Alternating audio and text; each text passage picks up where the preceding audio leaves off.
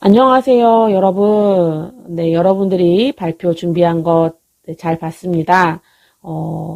네, 제가 항상 수업 시간에 칭찬하지만 잘 만드셨습니다.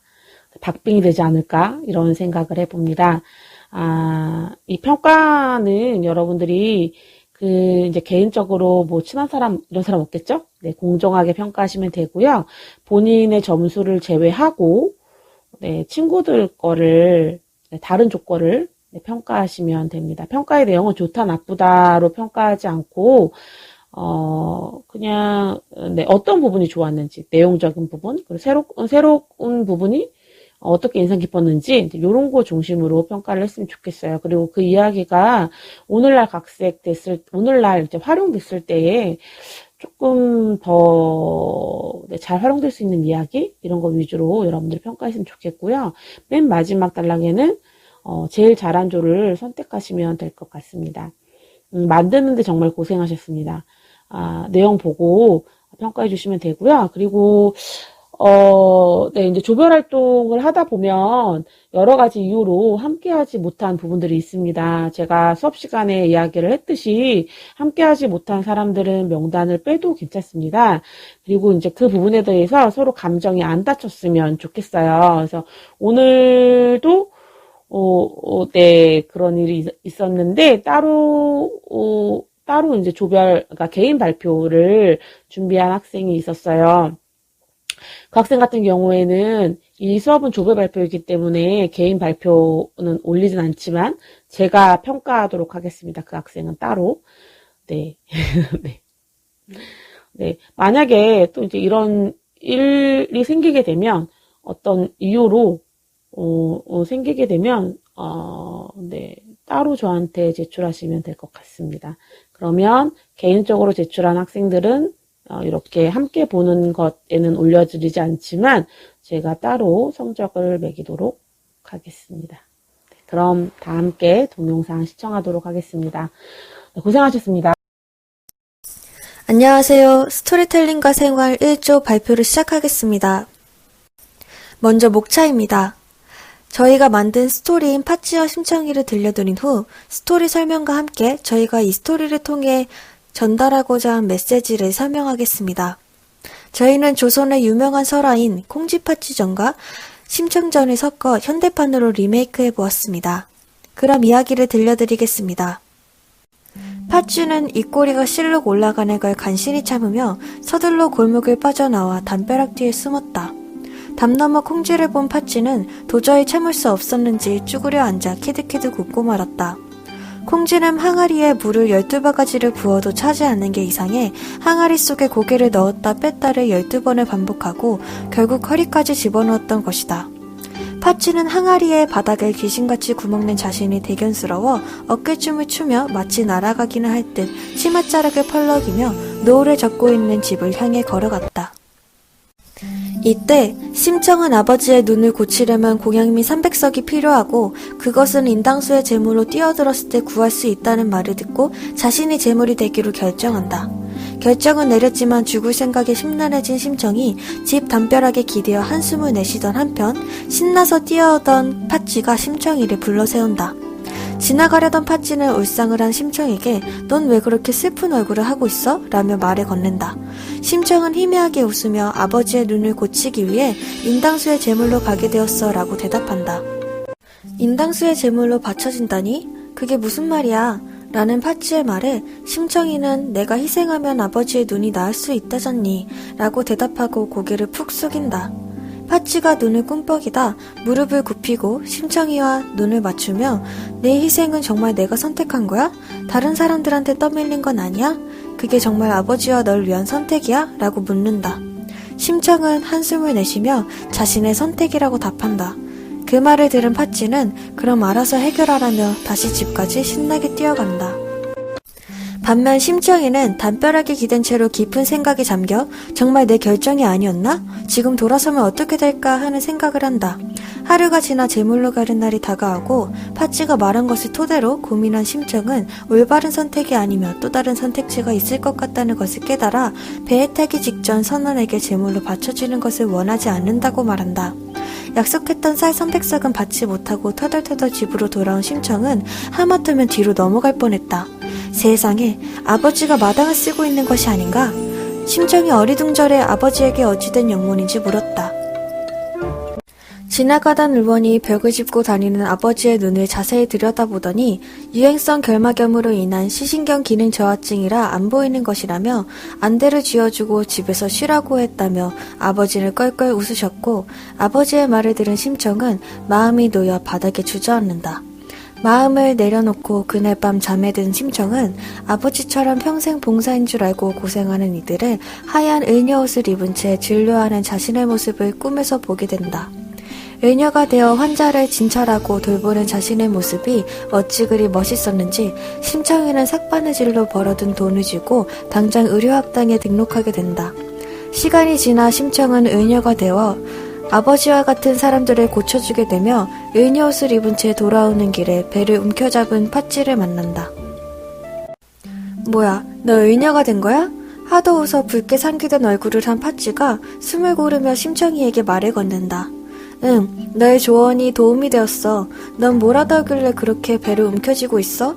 심청이 싱긋 웃으며 답을 건넨다.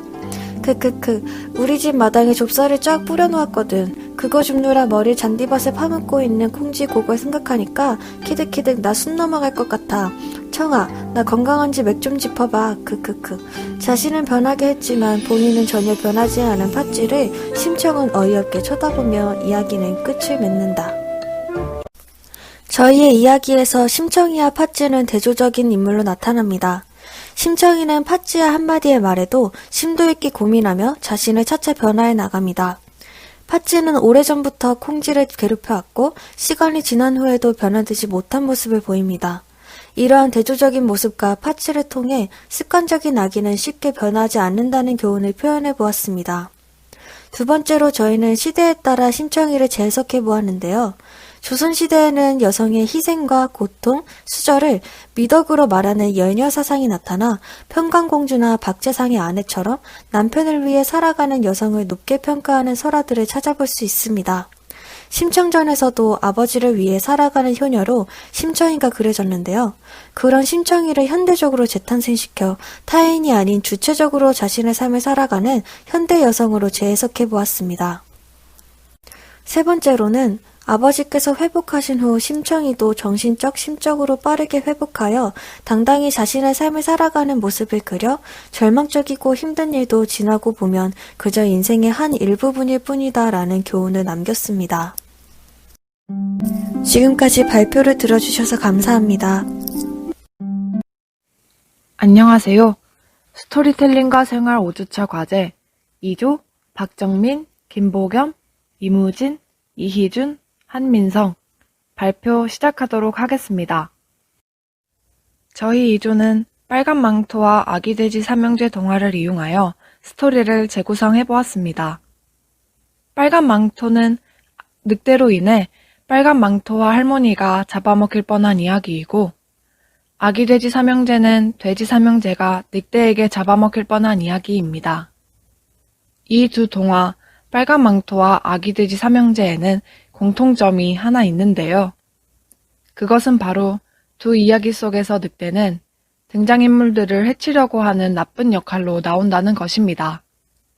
저희는 이 두 동화의 공통점인 늑대를 발견하고 빨간 망토와 아기돼지 삼형제를 선택했습니다. 하지만 저희는 기존의 동화와는 다르게 늑대의 시점으로 이야기를 재구성하였으며, 늑대가 나쁜 행동만 하는 이야기가 아닌 착한 행동을 하게 되는 이야기로 바꾸어 보았습니다. 그럼 이야기를 들려드리도록 하겠습니다. 어느 숲속 깊은 곳, 한 늑대가 있었습니다. 늑대는 숲속에 살고 있는 빨간 망토가 혼자 사시는 할머니에게 음식을 가져다 드리는 것을 보고 한 가지 계획을 세웠습니다. 그것은 할머니를 잡아먹고 빨간 망토까지 잡아먹는 계획이었습니다. 그렇게 늑대는 빨간 망토가 항상 할머니에게 가는 시간에 맞추어 할머니 집에 도착했습니다. 늑대는 빨간 망토인 척을 하면서 할머니에게 접근했지만 할머니는 전혀 약한 존재가 아니었습니다. 늑대는 할머니를 잡아먹으려고 했지만 빨간 망토가 도착하고 빨간 망토와 할머니에게 크게 혼이 났습니다. 빨간 망토와 할머니는 늑대에게 잘못된 행동이라는 것을 가르쳐주며 많은 이야기를 해주었습니다. 그렇게 많은 것을 알게 된 늑대는 할머니와 빨간 망토에게 사과와 감사 인사를 하고 좋은 마음을 가지고 떠났습니다. 늑대는 많은 생각을 하게 되었고 그렇게 길을 떠났습니다. 그러던 어느 날 숲을 빠져나왔을 때 늑대는 어느 아기 돼지 삼형제를 보게 되었습니다. 그들은 사이가 좋지 않았는지 각자 집을 짓고 있었습니다. 늑대는 그들을 보고 안 되겠다고 생각하고 형제의 소중함을 알려줘야겠다고 생각했습니다. 시간이 지나고 세 형제가 집을 다 지었을 때쯤 늑대는 계획을 실행했습니다. 늑대는 세 형제를 찾아가 집을 부시고 잡아먹으려고 행동했습니다. 세 형제의 집은 각자 다 달랐는데 가장 형으로 보이는 돼지의 집이 가장 약한 지프로 되어 있었습니다. 그렇게 늑대는 지프로 만들어진 집으로 찾아가 돼지를 잡아먹으려는 신용을 하며 집을 부셨습니다. 겁을 먹은 첫째 돼지는 가장 가까이에 있는 나무로 만들어진 형제의 집을 찾아갔습니다. 그렇게 늑대도 그 다음 나무집으로 향했고 그 집에는 도망온 첫째와 둘째 돼지가 있었습니다. 늑대는 다시 한번 힘을 내어 집을 부셨습니다. 겁을 먹은 첫째와 둘째 돼지는 가장 튼튼해 보이는 막내 돼지 집으로 도망갔습니다. 늑대는 멀리서 뿌듯하게 보며 조금만 더 힘을 내자고 생각했습니다. 착한 막내 돼지가 못되게 행동해서 미안하다며 살려달라고 하는 첫째와 둘째 돼지를 웃으며 맞이해 주었습니다. 늑대는 그 집으로 찾아가 잡아먹겠다고 소동을 피웠고 창문을 통해 튼튼한 막내 돼지의 집을 보고 감탄하며 막내 돼지와 화기애애 대화를 하는 두 형제들을 보았습니다. 늑대는 그 장면을 보고 뿌듯해했고 나중에 빨간 망토와 할머니를 찾아가 자신이 했던 일을 이야기해 줄 생각을 하며 기쁘게 돌아갔습니다. 이상으로 2조의 빨간 망토와 아기 돼지 삼형제 이야기 재구성 마치도록 하겠습니다. 감사합니다. 안녕하세요. 스토리텔링과 생활 3조 발표 시작하겠습니다.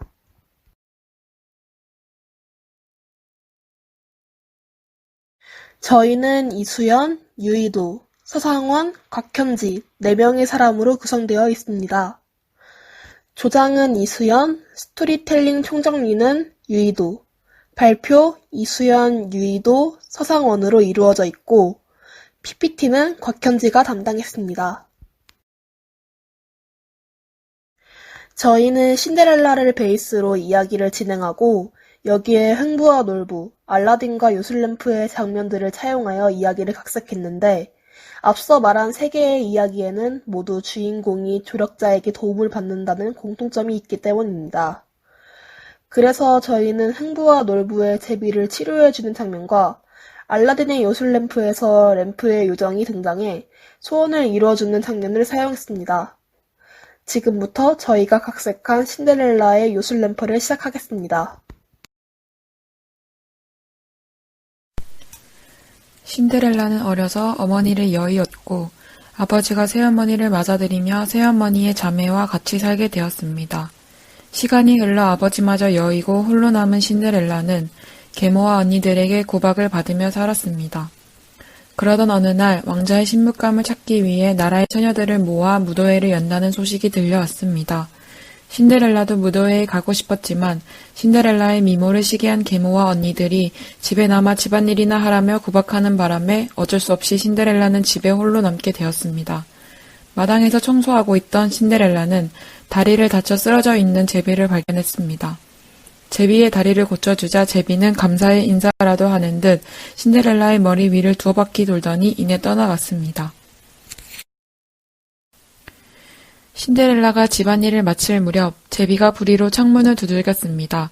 신데렐라가 창문을 열자 제비는 부리에 물고 있던 박씨를 손에 건네주었습니다. 신데렐라가 박씨를 땅에 심자 금세 자라나더니 박이 열렸고 박이 심상치 않음을 느낀 신데렐라가 박을 자르자 램프가 튀어나왔습니다.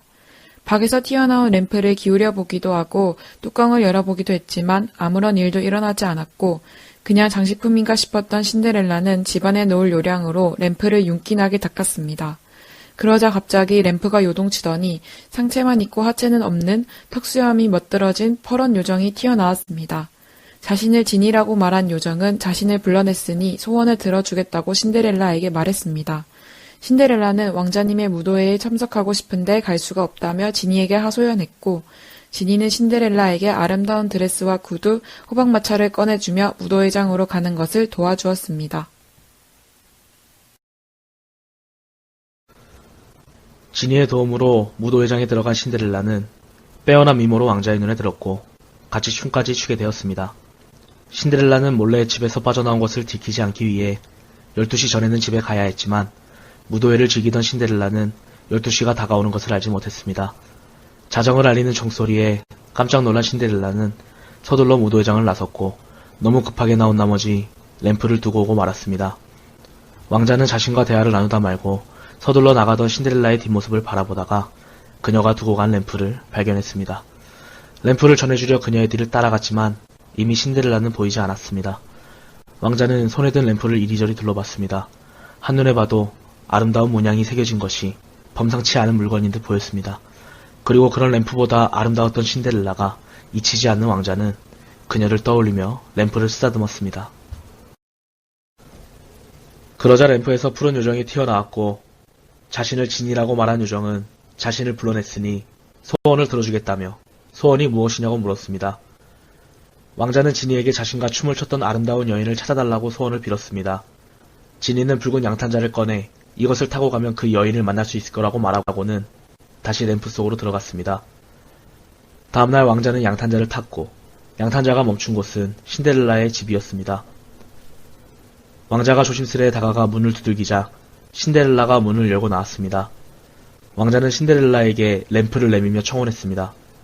후에 그녀를 못살게 굴었던 계모와 언니들은 왕자에게 신데렐라를 구박했다는 사실이 들통나 나라 밖으로 추방당했고 신데렐라와 왕자는 결혼하여 행복하게 오래오래 살았답니다. 이번 스토리텔링과 생활 조별 활동을 하면서 서로 내용을 짜서 의견을 냈었는데 조원들마다 전개 방식이 달라서 활동할 때 재미있게 참여할 수 있었고 참신한 아이디어가 많아 이야기를 만드는 데 수월하게 진행할 수 있었습니다. 이상으로 신데렐라의 요술램프 발표를 마치겠습니다. 감사합니다. 안녕하세요. 스토리텔링과 생활 수업을 듣는 4조 국수연, 김덕규, 서대원, 장성열입니다. 저희 조의 동화를 소개해드리겠습니다. 저희 조는 라푼젤과 잭과 콩나무 그리고 백설공주를 병합하여 동화를 만들었습니다. 스토리의 내용을 추가한 서대원님, 스토리를 요약하고 분량을 분배 후 소개 녹음을 맡은 장성열님, 전체적인 줄거리 및 PPT 제작을 한 국수연님, 녹음 파일 결합 및 PPT에 녹음 파일 기재한 김덕교님으로 분담하여 제작하였습니다. 각자 스토리를 써보았고 투표를 통하여 한 가지의 스토리를 선택 후 수정한 다음 짜여진 파트를 각자 맡아 녹음하였습니다. 그럼 저희의 이야기를 들어보시죠. 옛날 먼 옛날 태양에서 한 꽃이 떨어졌습니다. 그 모습을 본 사람들은 호기심을 가지게 되었고 금빛의 아름다운 꽃이 다친 사람들을 치료할 수 있는 마법의 힘을 가지고 있다는 사실을 알게 되었습니다. 마법의 꽃이 세상에 나타나고 몇백 년의 시간이 흘렀습니다. 머나먼 왕국의 왕비님이 큰 병에 걸렸습니다. 그녀의 병은 무슨 방법을 써도 호전되지 않았고 그 탓에 왕은 깊은 고민에 빠지고 말았습니다. 그렇게 고민이 깊어지던 도중에 한 신하가 왕에게 말했습니다. 제가 듣기로는 어떤 병이든 나을 수 있게 해준다는 마법의 꽃이 있다고 합니다. 왕은 말했습니다. 마법의 꽃을 찾아오거라. 마법의 꽃을 찾아오는 자에게는 큰 상을 내리겠다. 그러자 왕국의 사람들은 한마음 한뜻으로 마법의 꽃을 찾기 시작했습니다. 평소 백성들을 아꼈던 왕비님을 위해 큰 병을 낫게 해주겠다고 생각한 것이지요. 그리고 머나먼 왕국의 국민들은 금빛의 꽃을 찾아냈습니다. 덕분에 왕은 그 꽃으로 왕비님의 병을 치유할 수 있었고, 거기다가 라푼젤이라는 아름다운 금멸머리의 공주님을 얻게 되었습니다. 그렇지만 이 일은 한 마녀의 화를 돋구고 말았습니다. 그건 바로 마법의 꽃의 주인이었던 마녀 고델이지요. 오랜 시간 동안 마법의 꽃을 길러왔던 마녀 고델은 몹시 화가 났습니다. 그녀는 꽃의 힘으로 몇백 년이 넘는 시간 동안 젊음을 유지해왔습니다. 하지만 머나먼 왕국의 사람들이 꽃을 가져가 버린 탓에 더 이상 젊음을 유지할 수 없었습니다. 내 꽃을 왜 제멋대로 가져가 버린 거지? 그렇기에 화가 난 마녀는 머나먼 왕국으로 찾아갔습니다. 그리고 저주를 내려 복수를 하려던 순간 마녀 고델은 라푼젤을 보고 깨달았습니다. 라푼젤의 머리카락에는 마법의 꽃과 같은 힘을 가지고 있다는 사실을요. 마녀 고델은 저주를 내리는 것도 잊은 채 그대로 갓난아기 였던 라푼젤을 납치하고서 달아났습니다. 그리고 자신이 엄마인 척하면서 긴 시간 동안 자신의 높은 탑에 가둔 채 키우게 되었습니다. 라푼젤은 그렇게 고델이 마녀라는 사실도 모르고 자신의 엄마라고 생각하며 자라났습니다. 성 밖은 위험하고 너의 머리카락을 노리는 사람들로 가득하니 나가지 말거라. 그녀는 고델의 말을 믿고 18년이라는 긴 시간을 성 안에서 지내왔지만 바깥 세상이 궁금했던 라푼젤은 매년 창가에서만 바라보던 하늘 위 풍등을 꼭 보러 가겠다고 다짐하며 성 밖으로 나가기를 결심합니다. 한편 같은 시간에 성 밖에서는 숲을 다니던 7 난쟁이들이 신비한 힘을 가진 콩을 발견하게 되었습니다. 그 콩을 집 앞에 심은 난쟁이들은 다음날 일어나 보니 그 콩이 커다랗게 자라나와서 콩나무가 되어 있는 걸 보게 되었습니다. 그 콩나무는 그 순간에도 계속 자라나 라푼젤이 있는 성의 길을 알려주었고, 콩나무가 자라나는 방향으로 계속 날아간 난쟁이들은 라푼젤이 사는 성을 발견하게 되었습니다. 라푼젤은 고델 외에 다른 사람을 처음 보았고, 라푼젤을 보고 너무 예뻐 반한 난쟁이들은 금세 친구가 되었습니다. 그리고 마녀가 나타나지 않는 시간에 매일 그곳을 찾아갔습니다. 그리고 라푼젤은 난쟁이들에게서 자신을 키워준 고델이 마녀라는 사실을 듣게 되었고, 고델 몰래 난쟁이들과 함께 성 밖으로 빠져나오게 되었습니다. 그렇게 라푼젤은 난쟁이들과 함께 성에서 빠져나와 난쟁이들의 집에 도착했습니다. 이를 알게 된 고델은 라푼젤을 찾아 나섰지만 난쟁이들이 고델이 쫓아올 줄 알고 미리 콩나무를 자른 탓에 라푼젤을 찾기가 쉽지 않았습니다. 하지만 마녀 고델에게는 마법의 거울이 하나 있었는데 그건 바로 원하는 길을 알려주는 신비한 거울이었습니다. 그렇게 고델은 마법의 거울을 이용해 라푼젤의 위치를 알아냈고 그날 밤에 아무도 모르게 난쟁이들의 집을 찾아갑니다. 라푼젤을 납치해 다시 성으로 돌아온 고델은 라푼젤을 데리고 난쟁이들이 찾아올 수 없는 곳으로 떠나기로 결심합니다. 다음 날 라푼젤이 납치된 사실을 안 난쟁이들은 라푼젤과 고델이 살던 성으로 돌아가 신비한 거울을 발견하게 됩니다. 거울은 라푼젤과 고델에게 가는 길을 알려주었고 난쟁이들은 그녀들의 뒤를 쫓습니다. 그렇게 난쟁이들은 산 끝에 있는 라푼젤을 발견했습니다. 하지만 마녀는 자신을 쫓아온 난쟁이들을 향해 온갖 저주와 마법을 퍼부어대기 시작했고 난쟁이들은 힘없이 당할 수밖에 없었습니다. 그러던 도중 한 난쟁이가 마녀가 라푼젤이 아닌 그녀의 머리카락을 끔찍히도 아낀다는 사실을 알아차렸습니다. 난쟁이는 그 이유가 있을 거라고 생각하며 라푼젤의 머리카락을 잘라버렸습니다. 그 순간 고델은 젊음을 잃고 순식간에 늙어버리게 되었습니다. 자신이 젊음을 잃었다는 사실에 큰 충격을 받은 마녀 고델은 그대로 절벽에 떨어져 죽게 됩니다. 그렇게 고델을 물리친 난쟁이들은 다 함께 풍등을 보러 떠나게 됩니다.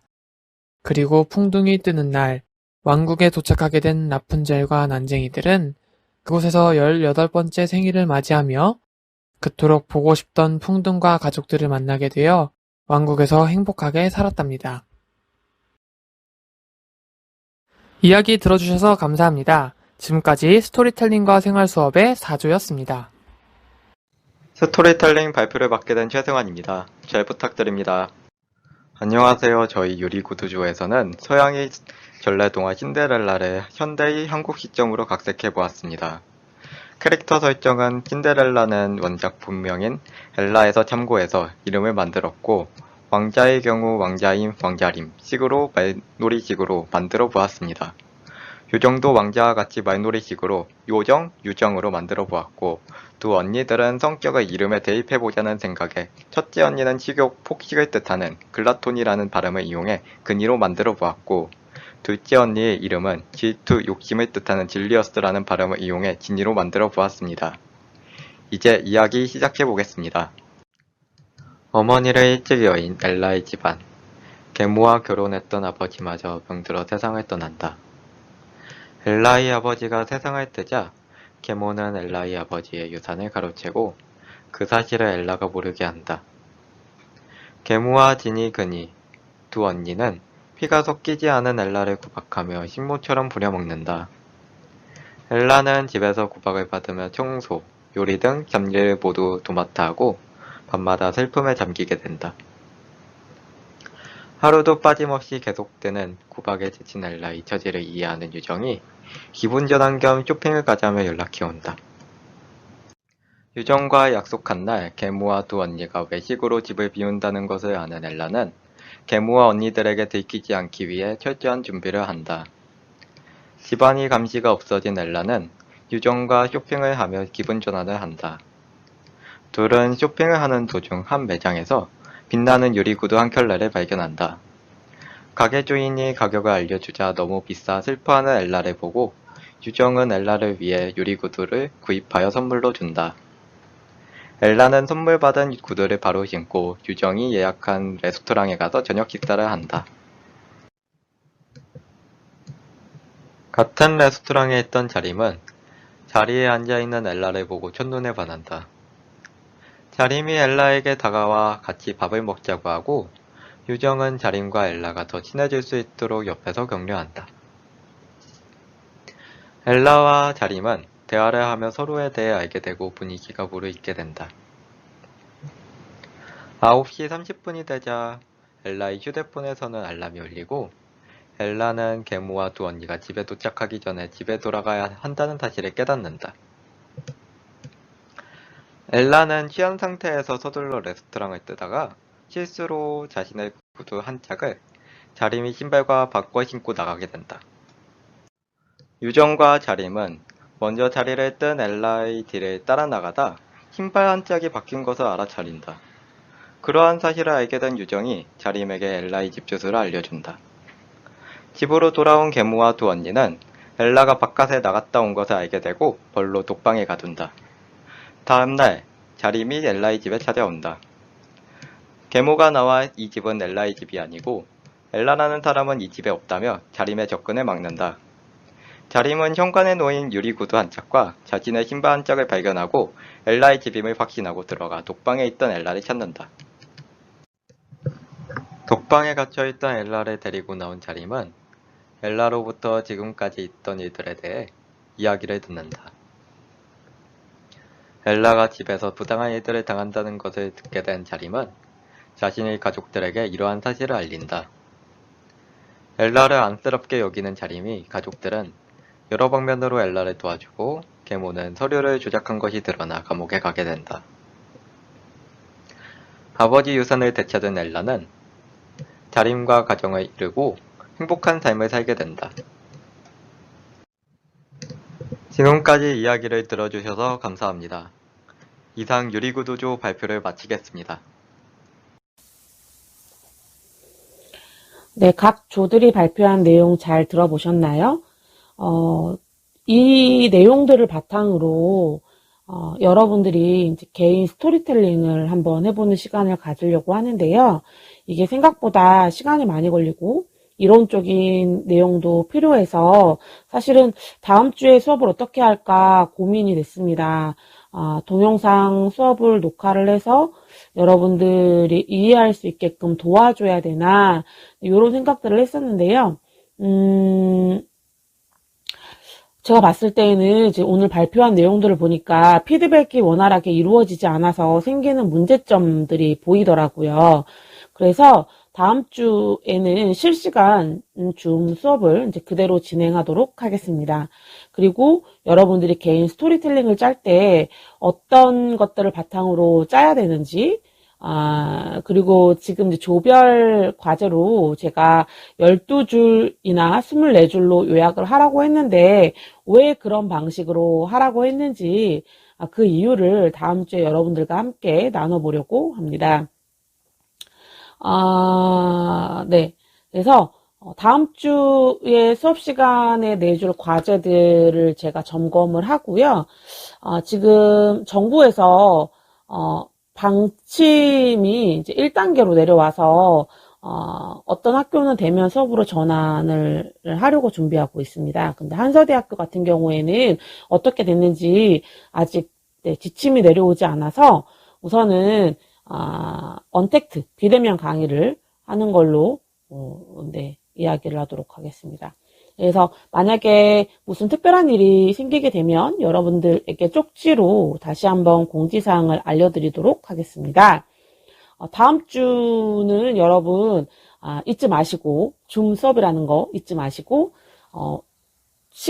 맞는 시간에 여러분들이 들어오시면 됩니다. 제가 특별한 변경사항이 없으면 기존에 이 클래스에 올린 그 주소 그대로 연동이 되거든요. 그렇게 들어오시면 될 것 같아요.